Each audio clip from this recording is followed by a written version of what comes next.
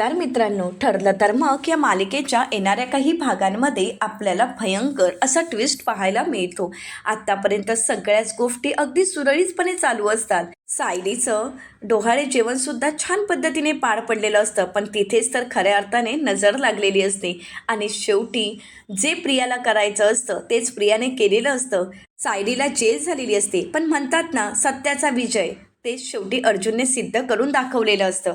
सगळे पुरावे कोर्टात सादर करत सायलीवर असणारा फॉक्सो रद्द करत सायलीची जामिनावर का होईना परंतु अर्जुनने सुटका केलेली असते. परंतु शेवटी आपल्या मुली अजूनही न सापडल्यामुळे सायलीचा जीव काही थाऱ्यावर नसतो आणि म्हणूनच अर्जुन आणि सायली दिवस रात्र एक करत मुलींचा शोध घेत असतात. आता एक एक गोष्टी हाती लागलेल्या असतात. मिळालेली दिव्याची बॅग आणि त्यानंतर मिळालेला तो महत्त्वाचा पेन ड्राईव्ह आणि यातूनच कळालेलं असतं की नक्की त्या मुलींना कोणत्या लोकेशनवर ठेवलेलं आहे. आणि आता त्या ठिकाणी इन्स्पेक्टर सावंत, चैतन्य, अर्जुन आणि सायली पोचलेले असतात. आता तिथे गेल्यावर एक महत्त्वाची गोष्ट सापडते, ती म्हणजे ज्या गाडीतून मुलींना घेऊन गेलेली असतात ती व्हॅन तिथेच उभी असते, तीच नंबर प्लेट असते. आणि शेवटी त्यांच्या लक्षात येतं की सगळ्यात पहिल्यांदा मुलींना इथेच ठेवण्यात आलं आणि म्हणूनच अजून काही सापडतं का याचा शोध घेतात. आणि त्यावेळी मानसीची नोटबुक इथे सायलीच्या हाती लागते. सायली ओळखते की हे मानसीचं हँडरायटिंग आहे. तर त्यावेळी अर्जुन म्हणतो, म्हणजे नक्कीच मुलींना इथेच ठेवण्यात आलं. परंतु आता या वस्तूंना हात लावला तर कोणाला तरी संशय येऊ शकतो की कोणीतरी इथे आलं. म्हणूनच सायली, अर्जुन पुन्हा त्या वस्तू त्याच जागी ठेवतात. ती व्हॅनही तिथे ठेवतात आणि ती नोटबुकही तिथेच ठेवतात. आणि आता सायली अर्जुनला म्हणते, आपल्याला नक्कीच काहीतरी पुरावा सापडेल, कारण ज्यांनी हे सगळं काही घडवून आणलं ते एकदा तरी इथे फेरफटका मारतीलच. तर आता सायलीला असं वाटत असतं की आपण लवकरात लवकर त्या मुलींपर्यंत पोहोचू. परंतु सायली अर्जुनला पेनड्राईव्ह सापडला आहे ही बातमी प्रियाला कळते. त्यावेळी मात्र प्रियाने आता नवीन डाव आखलेला असतो. आता मनूला आपल्या बाजूने ओढून मनूला आपल्या साईडने करत सायलीला पुन्हा एकदा जेलमध्ये टाकायचं हा प्रियाचा डाव असतो. परंतु मनू काही केल्या सायलीच्या विरोधात किंवा अर्जुनच्या विरोधात साक्ष द्यायला तयार नसते आणि प्रियाला पुन्हा एकदा तिच्या प्लॅनमध्ये बदल करावा लागतो. प्रिया म्हणते, नाही, आता एक घाव दोन तुकडे, एका दगडात दोन पक्षी मारायचे. तर आता सचिन विचारतो म्हणजे, त्यावेळी प्रिया म्हणते, त्या मानसीला सुद्धा संपवायचं, तिचा खेळही संपवायचा आणि इकडे अर्जुनला सुद्धा. आणि त्यासाठी आता अर्जुनच्या समोर असे काही पुरावे सादर करायचे की आपण मानसीला कुठे ठेवलंय हे त्यांना कळायला हवं, त्याची दिशा त्यांना कळायला हवी आणि अर्जुन तिथपर्यंत पोहोचायला हवा. तर आता सचिनने प्रियाने जसं सांगितलेलं असतं तसं केलेलं असतं आणि ज्या अड्ड्यावर जिथे मानसीला आणि सुरुवातीला ठेवलेलं असतं तिथेच पुन्हा एकदा आता सचिन मानसीला घेऊन येतो आणि ही बातमी अर्जुनला कळालेलं असतं. अर्जुनच्या हाती क्ल्यू लागलेला असतो आणि म्हणूनच अर्जुन आता एकटाच मानसीला सोडवण्यासाठी तिथे गेलेला असतो. इथे सायली देवी आईचा धावा करत असते, प्रार्थना करत असते, परंतु प्रियाने मात्र वेगळाच डाव आखलेला असतो. अर्जुन तिथे पोहोचताच प्रियाचे सगळे गुंड आता अर्जुनवर हल्ला करू लागतात. खरं तर हे सगळे काही महिपत शिकरींचे डॉन असतात, त्यामुळे अर्जुनचा एकट्याचा तिथे निभाव लागत नसतो आणि अर्जुन इन्स्पेक्टर सावंत किंवा चैतन्य या कोणालाही न घेऊन जाता एकटाच तिथे गेलेला असतो आणि हीच संधी प्रियासाठी चालून आलेली असते. प्रिया हीच संधी साधते आणि म्हणूनच सगळ्यांशी चार हात करत असताना यात अर्जुनला हे सगळं काही असहाय्य होतं, त्याच्या क्षमतेच्या पलीकडचं असतं. त्यावेळी ते गुंड अर्जुनवर इतका हल्ला करतात की अर्जुन पूर्णपणे रक्तबंबाळ झालेला असतो. अर्जुन स्वतःला वाचवण्याचा प्रयत्न करत असतो आणि त्यात त्याला सगळ्यात महत्त्वाचं म्हणजे मानसीला वाचवायचं असतं. परंतु अर्जुनला काही केल्या त्यांच्या हातून सुटका करून घेता येत नाही. तर आता काही गुंड अर्जुनच्या पोटात चाकू खुपसतात आणि त्यावेळी मात्र अर्जुन पूर्णपणे तिथेच कोसळतो.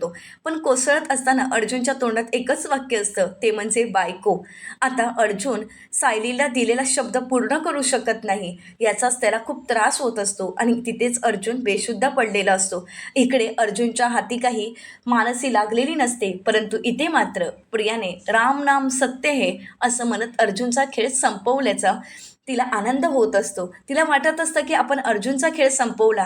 तर दुसरीकडे सायली ज्यावेळी कुंकवाचा करंडा उचलते त्यावेळी कुंकवाचा करंडा तिच्या हातून खाली पडतो. त्यावेळी मात्र सायली घाबरते आणि काही वेळातच इन्स्पेक्टर सावंत आणि चैतन्य त्या ठिकाणी पोहोचलेले असतात. अर्जुनची ती अवस्था पाहतात इन्स्पेक्टर सावंत आणि चैतन्य घाबरतात. लगेच अर्जुनला सिटी हॉस्पिटलमध्ये दाखल केलं जातं.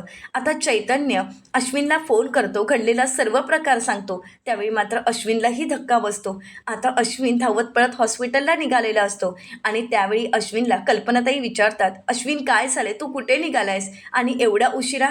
तर त्यावेळी अश्विन घडलेला प्रकार कल्पनाताईंना सांगतो आणि तीच बातमी सायलीने ऐकलेली असते. आता ज्यावेळी हे सायली ऐकते त्यावेळी तिला खूप त्रास होऊ लागतो. सायलीला या सगळ्याचा त्रास इतका होतो की तिला अचानकच कळा सुरू होतात आणि म्हणूनच अश्विन आता सायलीला सुद्धा सिटी हॉस्पिटलला घेऊन जातो. सायलीचा हट्ट एकच असतो की मला अर्जुनला बघायचं आहे, मला यांना बघायचं आहे. परंतु अर्जुनची परिस्थिती इतकी गंभीर असते की त्याला ऑपरेशन थिएटरला घेऊन जातात आणि त्यावेळी मात्र सायली पूर्णपणे बिथरून गेलेली असते आणि सायलीच्या कळासुद्धा वाढलेल्या असतात. आणि त्यावेळी डॉक्टर सायलीला चेक करतात, तिला शांत करण्याचा प्रयत्न करतात, पण इतका प्रसंग गंभीर असतो आणि सायली ज्यावेळी काचेतून अर्जुनला पाहते त्यावेळी ती पूर्णपणे हतबल होते आणि त्यावेळी मात्र तिच्या हातच्या सगळ्याच गोष्टी निसटून गेल्या आहेत. त्यावेळी तिला खूप त्रास होत असतो कारण डॉक्टरांनी अर्जुनची वाचण्याची शक्यता कमी आहे असं स्पष्टपणे सांगितलेलं असतं. आणि त्यावेळी मात्र सायलीच्या कळा इतक्या वाढलेल्या असतात की डॉक्टर आता कल्पनाताईंना म्हणतात, सायली सुभेदार यांना प्री लेबर पेन सुरू झालेले आहेत आणि आता बाळाला वाचवायचं असेल तर त्यांची डिलिव्हरी करावीच लागेल. या एकतर बाळ वाचेल नाहीतर त्यांचा जीव वाचेल. त्यावेळी कल्पनाताई फॉर्मवर सही करत सायलीची डिलिव्हरी करण्यासाठी परवानगी देतात. एकीकडे अर्जुनचा जीव धोक्यात असतो तर दुसरीकडे सायलीची डिलिव्हरी.